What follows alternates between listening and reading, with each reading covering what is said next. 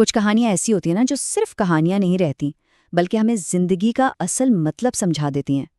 आज हम एक ऐसी ही दास्तान की बात कर रहे हैं। ये कहानी है फ़र्ज़ की, बेलौस मोहब्बत की और एक ऐसी मिरास की जो नस्लों तक चलती है। ये एक फ़ौजी और उसके ख़ानदान की गहरी हुब्बुल वतनी की कहानी है, जो हमें याद दिलाती है कि आज़ादी की असल कीमत क्या है। ज़रा इन अल्फाज पर गौर करें। आप मुल्क की खिदमत करने जा रहे हैं, इसलिए अपनी तमाम परेशानियां यहीं छोड़ दें। ये अल्फाज शीला ने अपने शोहर रमेश से कहे थे जब वो सरहद पर अपनी ड्यूटी के लिए जा रहे थे। ये सिर्फ अल्फाज नहीं हैं, ये वो बुनियाद है जिस पर इस खानदान की कुर्बानियों की पूरी इमारत खड़ी है। तो आइए इस कहानी की गहराई में उतरते हैं। तो ये कहानी शुरू कहाँ से होती है? ये शुरू होती है एक ख्वाब से, एक नौजवान के ख्वाब से जिसका नाम था रमेश। एक ऐसा ख्वाब जिसने न सिर्फ उसकी बल्कि उससे जुड़े हर शख्स की जिंदगी को एक नया ही रुख दे दिया। रामपुर का एक नौजवान था रमेश, जिसकी आंखों में बचपन से बस एक ही सपना था, फौज की वर्दी पहनने का। और देखें, उसने अपनी मेहनत से इस ख्वाब को सच कर दिखाया। लेकिन उसकी जिंदगी का एक नया और शायद सबसे अहम बाब तब शुरू हुआ जब उसकी शादी शीला से हुई, ड्यूटी पर जाने से ठीक पहले। शादी के बाद रमेश की दुनिया जैसे मुकम्मल हो गई। बीवी, वालिदैन, एक खुशहाल घर, सब कुछ बेहतरीन लग रहा था। लेकिन एक फौजी की जिंदगी में ना, ये सुकून अक्सर एक तूफान से पहले की खामोशी जैसा होता है।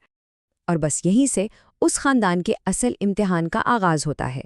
मुल्क की खिदमत और ख़ानदान से मोहब्बत के बीच वो नाजुक तवाज़ुन कायम करना जो हर फौजी का ख़ानदान सीखता है और निभाता है। सरहद पर तैनाती का मतलब था मीलों की दूरियां और महीनों सालों का इंतज़ार। रमेश साल में सिर्फ एक बार ही घर आ पाता था। ज़रा सोचिए उस ख़ानदान पर क्या गुजरती होगी, ख़ास तौर पर तब जब रमेश अपने बेटे की पैदाइश पर भी घर पर मौजूद नहीं था। और फिर एक दिन उसके छोटे से बेटे रघु ने वो सवाल पूछ ही लिया जो शायद हर फौजी का बच्चा अपने दिल में रखता है। एक बहुत ही मासूम सा सवाल जिसमें जुदाई का सारा दर्द छुपा हुआ था।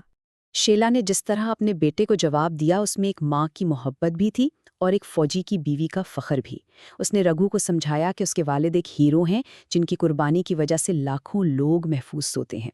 एक फौजी का खानदान हमेशा एक अनजाने खौफ के साए में जीता है, और रमेश के खानदान के लिए वो खौफ एक दिन हकीकत बनने वाला था। एक ऐसा लम्हा जो उनकी जिंदगी को हमेशा हमेशा के लिए बदल देने वाला था। इस बार जब रमेश ड्यूटी पर वापस गया तो कुछ ठीक नहीं लग रहा था। कोई राब्ता नहीं हो पा रहा था। हर गुजरता दिन खानदान की बेचैनी बढ़ा रहा था। वो खामोशी जो घर में छा गई थी, वो किसी भी शोर से ज्यादा तकलीफदेह थी। और फिर एक दिन फ़ोन की घंटी बजी। वो इंतज़ार तो ख़त्म हुआ, लेकिन एक नए, कभी ना ख़त्म होने वाले दर्द का आगाज़ होने वाला था। फ़ोन के दूसरी तरफ से आने वाले अल्फाज ने जैसे उनकी दुनिया ही ख़त्म कर दी। कैप्टन रमेश, एक शौहर, एक बेटा, एक बाप, मुल्क पर कुर्बान हो गया था। लेकिन ये कहानी यहाँ ख़त्म नहीं होती, क्योंकि जब एक हीरो जाता है ना, तो वो अपने पीछे हिम्मत की एक ऐसी मिरास छोड़ जाता है जो कभी ख़त्म नहीं होती। रमेश की शहादत के बाद शीला ने इसी मिरास को संभालने का फैसला किया। उस वक्त रघु सिर्फ 5 साल का था, इतना छोटा कि शायद वो अपने वालिद की कुर्बानी का मतलब भी पूरी तरह ना समझ पाए। उसे तो बस इतना पता था कि उसके हीरो अब कभी वापस नहीं आएंगे। लेकिन शीला ने अपने गम को अपनी कमजोरी नहीं बनने दिया। उसने अपने ससुर से जो कहा वो सिर्फ अल्फाज नहीं थे, वो एक अहद था, अपने शौहर के अधूरे मिशन को पूरा करने का अहद। और उसने अपना अहद निभा कर दिखाया। अपनी पढ़ाई जो अधूरी रह गई थी, उसे दोबारा शुरू किया, दिन रात एक कर दिए, और आखिरकार फ़ज़ाइया में बतौर ऑफिसर शामिल होकर अपने शौहर की मीरास को एक नई बुलंदी दी। ये कहानी सिर्फ एक ख़ानदान की कुर्बानी की नहीं है। ये उस जज्बे की कहानी है जो नस्लों तक जिंदा रहता है, जो हमें सिखाता है कि फ़र्ज़ और मोहब्बत का असल मतलब क्या होता है। आज शीला वर्दी पहनकर मुल्क की खिदमत कर रही है, और उसका बेटा रघु अपने दादा दादी की मोहब्बत के साए में पल रहा है। कुर्बानी का ये सिलसिला अब भी जारी है, बस किरदार बदल गए हैं।